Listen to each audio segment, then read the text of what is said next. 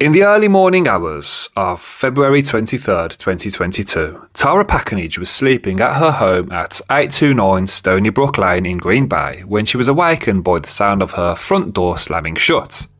Assuming it might be her son's on-again, off-again girlfriend, Taylor Schabusiness, leaving the house, Pakenham got out of bed to use the bathroom. Now, Tara noticed the basement light was on, so she went downstairs to see if her son, Shad Therian, was still there or if he had also left.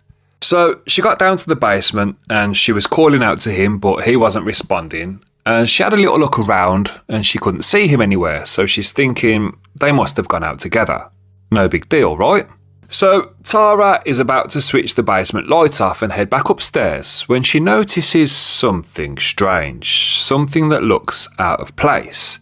She notices a 5-gallon black bucket on the floor near the staircase covered by a towel. Later that day, police arrived at an apartment complex on Eastman Avenue, Green Bay. Police located a minivan belonging to Taylor at the scene, and then unexpectedly, Taylor actually appeared outside the complex and she was obviously covered in a lot of blood, like she was literally caked head to toe in blood.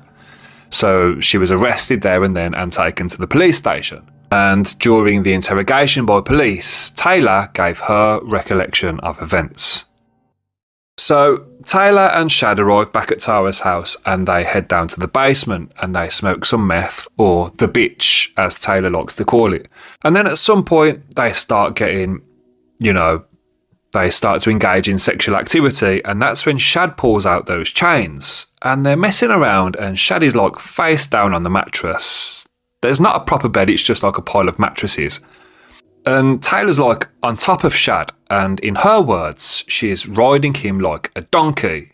And then she places the chain around Shad's neck and starts to pull. And then Shad's face turns purple and eventually he starts coughing up blood.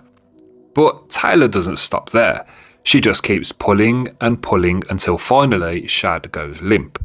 And she pulls Shad so his head is like hanging off the mattress, like over the edge. And she places the bucket underneath where his head is, and she begins to cut through his neck, and she's sawing away with the bread knife until his head is fully severed and drops into the bucket.